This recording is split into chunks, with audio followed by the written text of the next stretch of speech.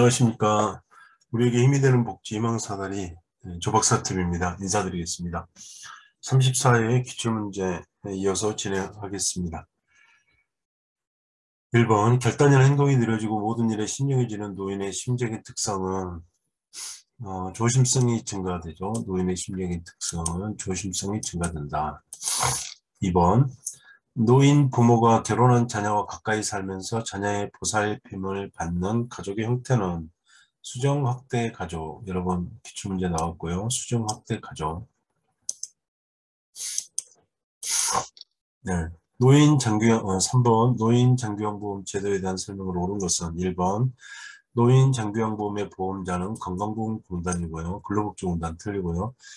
장기요양보험 사업은 보건복지부 장관이 관장한다. 이게 정답이고요. 2번. 3번 장기요양 인정 여부 및 등급은 방문조사자가 판정하는 게 아니고 등급판정위원회에서 판정하고요.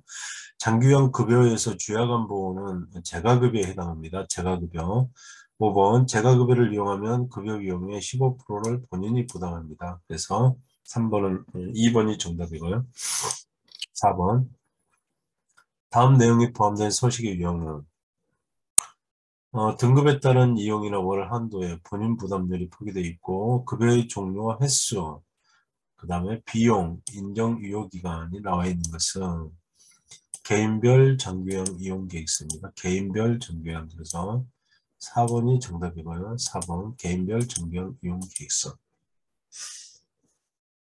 5번 장기요양 업무의 목적은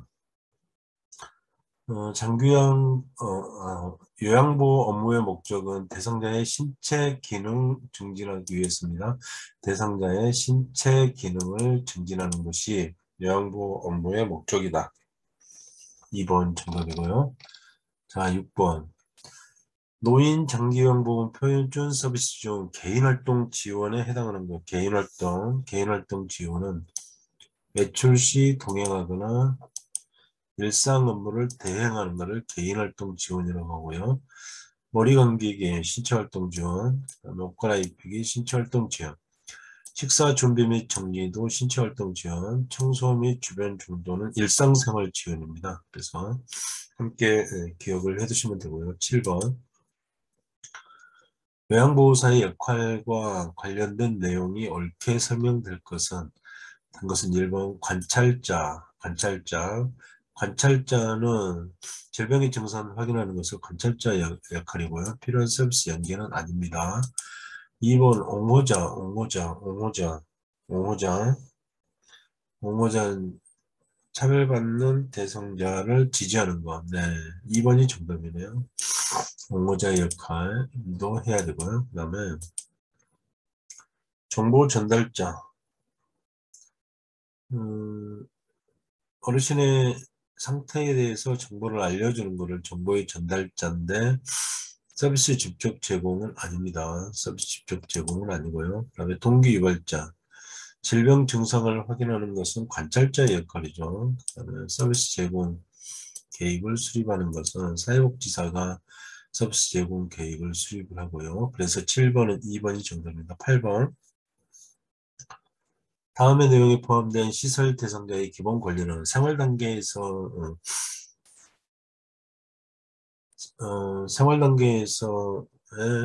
기본적인 권리는 꼭 기억을 해 두셔야 되고요. 개인의 선호와 건강 상태에 따라 개별화된 식단을 제공해야 되고요. 그 다음에 잔존 능력을 유지시키기 위해서 재활 프로그램도 제공을 하고요. 하체 근육 재활을 포함해서 잔존 능력을 유지시키기 위해서 재활 프로그램도 제공을 합니다. 이런 게 질 높은 서비스를 받을 권리다. 질 높은 서비스를 받을 권리. 9번입니다. 다음 사례에 해당하는 노인학대 유형은 치매 대상자가 감기 증상으로 농조 누워 있었지만 보호자는 돈이 없다며 대상자를 병원에 데려가지 않고 며칠 동안 집을 비웠다. 이거는 뭘까요? 네, 방임입니다. 방임은 필요한 의료적 처치를 안 하고 방치하는 거. 방임. 자, 10번. 다음 행위가 포함된 성희롱 유형은 야한 농담하고 성적 관계를 회유하고, 그다음에 성적인 정보를 유포하고, 이거는 언어적 성의로입니다. 언어적 성의로. 11번 대상자로부터 요양보호사가 성희롱을 당했을 때 요양보호사 정규형 기관장의 대처 방법은 대상자에게 서비스 중단 조치를 취해야 되고요. 그 다음에 재발방지 약속을 받아야 됩니다. 재발방지 약속. 대상자에게 서비스 중단 조치 등을 취하고 재발방지 약속을 받아야 됩니다. 12번 요양보호사가 지켜야 될 행동규범을 준수한 사례는 표준 서비스 이외에 추가 서비스 제공하면 안 되고요. 서비스 제공 기록지는 업무 수행 직후에 바로 기록을 해야 되고요. 서비스 우선순위는 요양보호사가 임의로 정하면 안 되고요. 대상자로부터 서비스에 대한 감사 답례품을 받으면 안 되고요. 서비스 시간 변경 요청 시 조정할 수 없다고 결정하면 안 되고 시설장이나 사회복지사에게 얘기해서 변경된 서비스로 제공을 해야 되겠고요. 13번 다음 상황에서 요양보호사의 대처 방법은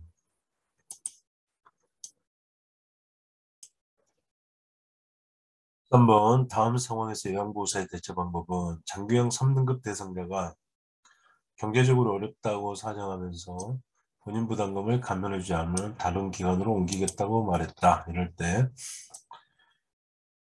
본인 부담금 할인은 장기형 보험법 위반이라고 설명한다. 이게 정답이고요. 14번 요양보호사의 직업윤리 원칙으로 옳은 것은 대상자에게 업무에 어려움을 하소연하면 안 되고요. 자신의 업무 활동과 지도받는 내용을 점검한다. 정답이고요. 대상자에게 복지연구를 저렴한 비용으로 구입해 주면 안 되고요. 대상자에게 낙상사고 요양보호사 스스로 처리하면 안 되고요. 서비스 제공 방법이 확실치 않을 경우 동료 제공 방법이 확실치 않을 때는 시설장에게 연락하거나 전문가에게 도움을 받아야 되겠죠. 그래서 동료 요양보호사에게 도움을 청하면 안 되고요. 15번 다음 상황에서 요양보호사의 대처 방법은 대상자가 하루 종일 사용해 젖은 일회용 마스크를 보호자가 아깝다며 빨아서 재사용해 달라고 요구했다. 이럴 때는 어떻게 해야 되는가? 4번 마스크의 효과가 떨어질 수 있다고 말한다가 정답입니다. 16번 요양보호사가 전신 스트레칭 방법으로 옳은 것은 빠르고 신속하게 하면 안 되고 호흡을 참고 스트레칭하면 안 되고요. 같은 동작을 10분간 반복하는 게 아니고요. 통증이 느껴질 때까지 느껴질 때까지 지속하면 안 되고요. 시원하다고 느낄 때까지. 5번 스트레칭 자세로 10에서 15초간 유지한다가 정답이고요. 같은 동작을 5에서 10회 반복을 하고 그 다음에 5에서 10초 정도 쉬고요. 스트레칭 자세를 10에서 15초 정도 유지한다가 정답입니다. 17번 결핵 대상자와 접촉한 후 요양보호사의 대처 방법으로 오는 것은 결핵 감염 여부를 확인하기 위해 검사를 한다. 보건소에서. 그래서 5번이 정답이고요.